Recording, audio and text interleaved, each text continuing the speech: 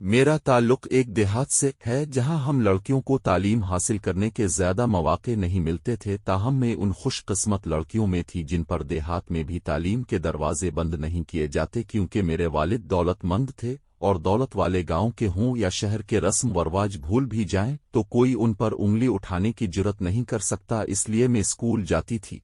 इन दिनों हमारे देहात के अक्सर स्कूलों में लड़के और लड़कियां इस वजह से साथ पढ़ते थे कि हुकूमत पर एक छोटी आबादी के लिए अलग अलग स्कूल बनाकर और इसमें स्टाफ रखने से अखराजात का बोझ बढ़ जाता था, लिहाजा एक स्कूल से ही छोटे देहातों में काम चला लिया जाता था। यूं तालीम का इंतज़ाम लड़कों और लड़कियों के लिए मुश्तरका होता था। हमारे स्कूल में भी लड़कियों के लिए अलहदा स्कूल नहीं था, लड़के लड़कियां साथ पढ़ते थे। मेरे साथ एक लड़का पढ़ता था जिसका नाम नज़ीर था। वो मेरा बड़ा ख्याल करता था, इसलिए मुझको अच्छा लगता था। जिस रोज़ वो स्कूल ना आता मेरा जी परेशान रहता। हालांकि सारे स्कूल में वो शरारती मशहूर था, लेकिन मेरे साथ इसका रवैया शाइस्ता था और हमेशा मुझसे मुख्तसर बात करता था। मिडिल पास करने के बाद मैंने स्कूल छोड़ दिया, क्योंकि बाबा जान का ख्याल था कि मैं अब बड़ी हो गई थी और मेरा लड़कों के साथ पढ़ना ठीक नहीं था। बताती चिल्लों के हमारा स्कूल मैट्रिक तक कर दिया गया था। 2 साल बाद मेरी बहन इसी स्कूल में पढ़ने जाने लगी। एक रोज मैंने इसकी कॉपी चेक की तो एक तस्वीर इसमें रखी देखी, हैरान रह गई कि ये तस्वीर तो नज़ीर की थी। तमाम पुरानी बातें याद आ गई। मैंने वो तस्वीर छिपा ली। जब मौका मिलता तो मैं वो फोटो निकालती और सबसे छप कर देखती। 8वीं पास लड़की जो 2 साल तक घर में बैठी रहे, इसके ज़हन में इधर उधर के ख्यालात का घर कर जाना गैर फितरी बात तो नहीं। मैं भी तसव्वुर में चुपके चुपके नज़ीर को चाहने लगी, ये सोचे बगैर कि वो कभी मुझे मिलेगा भी या नहीं। एक दिन छोटी बहन ने मुझे कहा कि आपी मेरी कॉपियों से कोई तस्वीर तो नहीं मिली। मैंने पूछा किसकी? वो बोली एक लड़की मेरी क्लास में पढ़ती है, इसके भाई की थी। वो हर रोज मुझसे मांगती है क्योंकि इसके भाई ने मैट्रिक का इम्तिहान देना है और ये फोटो इसने बोर्ड में फॉर्म पर लगाकर भेजनी है। अच्छा, मैं तलाश करूंगी, मैंने जवाब दिया। तलाश किया करनी थी, तस्वीर तो मेरे दिल में लगी थी। खैर सुबह मैंने नज़ीर की तस्वीर दुर्दाना को वापस कर दी। एक दिन मैं दुर्दाना से कोई सवाल पूछ रही थी, उसने जवाब सही ना दिया तो मैंने इसे खूब डांटा कि तुम तवज्जो से पढ़ती नहीं हो, तभी तुमको सवाल का जवाब नहीं आता। इस पर वो कहने लगी ठहरो आपी, मैं अभी सवाल समझ कर आती हूँ। वो गई और तकरीबन आधे घंटे में वापस आ गई। कहाँ से समझ कर आई हो? मैंने पूछा तो उसने बताया कि जिस लड़के का फोटो अपने तलाश करके दिया था वो अपने मामू के घर आया हुआ है, फायजा के। हाँ, फायजा नज़ीर की मामोजाद थी जिसका घर हमारे घर के पास ही था। मैं बड़ी खुश हुई कि जो मेरे तसव्वुरात में बसा हुआ था मैं इसे देख सीखूंगी। एक रोज अपने घर के बरामदे में बैठी थी कि सामने से एक लड़का गुजरा। हमारी जमीनें घर के साथ ही शुरू हो जाती थीं, तब इनमें गंदुम की फसल लगी हुई थी। दर खुला हुआ था, मैं बरामदे से फसल को देख रही थी। तभी मैं उठकर बाहर गई और इस लड़के को पुकारा, ए ठहरो, कौन हो तुम? तुम्हें ख्याल नहीं कि तुमने गंदुम की बालियां अपने कदमों से रौंद कर खराब कर दें? इसने मोड़कर देखा तो मैं हैरान रह गई। वो नज़ीर था और अपने मामू के घर की तरफ जा रहा था। इसने मेरी बात का जवाब दिया कि मैं तुम्हारी शिकायत के जवाब में अपनी माँ को तुम्हारे घर भेजूंगा। इस पर मैं शर्मा कर रह गई। कुछ दिन बाद ही हमारे घर मेहमान आए।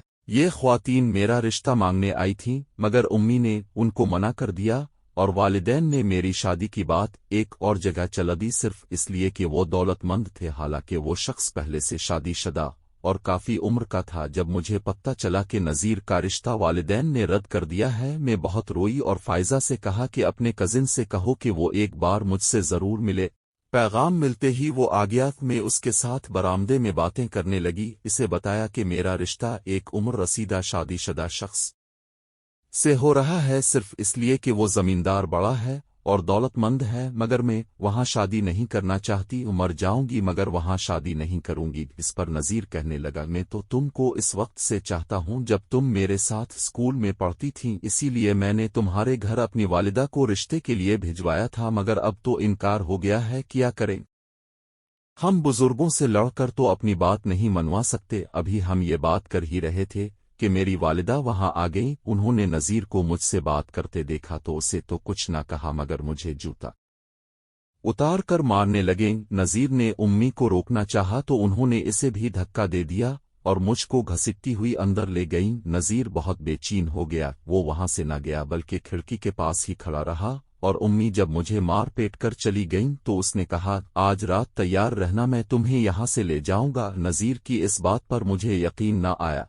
जब शाम गहरी हो गई, उम्मी और बहनें सोने के लिए लेट में, तो मैं चुपके से उठकर खिड़की के पास आकर बाहर खेतों की जानिब देखने लगी। तभी वो खेतों से निकलकर खिड़की की तरफ आया और बोला, जल्दी करो, घर से निकल आओ, देर ना करो। मैंने कहा, मुझे डर लगता है।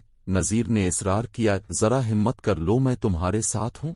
इन लोगों को क्यों ना हम अपनी बेइज्जती का एहसास दिलाकर बदला लें। डरते डरते मैं बाहर निकल आई। हम खेतों खेतों चलते बहुत दूर निकल आए, जहां से नज़ीर के दोस्त के खेत शुरू होते थे। न जाने कितनी घड़ियां और कितने कोस हम पैदल चले होंगे। मैं तो थकन से लड़खड़ाने लगी। तभी नज़ीर ने कहा, अगर अब नहीं चल सकती तो यहीं खेतों में रात गुजारते हैं, मैं जागता रहूंगा, तुम सो जाना। सभी अजान से पहले ही मेरे दोस्त एहसन के घर पहुंच जाएंगे। सुना तो किया था, और नींद किसको आनी थी इस जंगल में। इस रात हमने हर वो बात एक दूसरे से कह दी जो खामोशी की जबान में होती है। सुबह होते ही हम एहसन के घर पहुंच गए। एहसन के वालिद नज़ीर के चचा होते थे। उन्होंने जब हमारा हाल सुना तो पहला काम किया कि हमारा बाकायदा निकाह कर दिया और मुझसे पूछा किया, तुम राजी हो और अपनी मर्जी से आई हो ना। मैंने 4 गवाहों के सामने कहा कि हाँ, मैं राजी हूँ और अपनी मर्जी से आई हूँ। निकाह के बाद नज़ीर मुझे चचा के घर छोड़कर खुद उनके साथ अपने घर गया और सब बातें उनको बता दें। घर वालों ने पहले तो उसे खूब लान तान की कि तुमने ऐसी हरकत क्यों की। आखिर 6 दिन इसके चचा के घर रहने के बाद नज़ीर के घर वाले मुझे अपने घर रखने पर राजी हो गए। चंद दिन सब ने अच्छा सलूक किया, मगर इसके बाद आहिस्ता आहिस्ता नफरत उभर कर सामने आने लगी। नज़ीर बरसर रोजगार न हुआ था। हम 2 अफराद का बोझ इसके भाइयों और भाभियों पर बहुत खिलता था। इसका जेब खर्च भी बंद कर दिया गया था। हम पाई पाई को मोहताज हो गए थे। जब मेरा पांव भारी हो गया और नज़ीर की भाभियों को पता चला तो उन्होंने सोचा कि अब उनके बच्चे का खर्चा भी हमारे खावंदों पर होगा, तो उन्होंने एक नई चाल चली। सब ने मिलकर मुझसे कहा कि तुम अपने वालिद को खत लिखो कि वो आकर तुम्हें ले जाएं। जब तुम वहां जाओगी तो फिर हम आकर तुम्हारे वालिदैन की मिन्नत करेंगे और तुमको सुलह से ले जाएंगे। इस तरह तुम्हारे वालिदैन की जो सुबकी हुई है इसका अजाला हो जाएगा, तुम्हारे दिल को भी सुकून मिलेगा और दोनों घरानों में दुश्मनी खत्म हो जाएगी। मैं भी अपने वालिदैन के लिए अफसुर्दा थी। जरा सा इखलाकी सहारा मिला तो राजी हो गई और वालिद को खत लिख दिया। खत मिलते ही बाबा जान आ गए। नज़ीर के घर वालों से बात हुई और वो मुझे अपने घर ले गए। जब तो नज़ीर के घर से राजी खुशी रवाना हुई थी कि चलो ससुराल वाले भी खुश और वालिदैन भी राजी हो जाएंगे, मगर यहाँ आकर पता चला कि असल खेल किया था।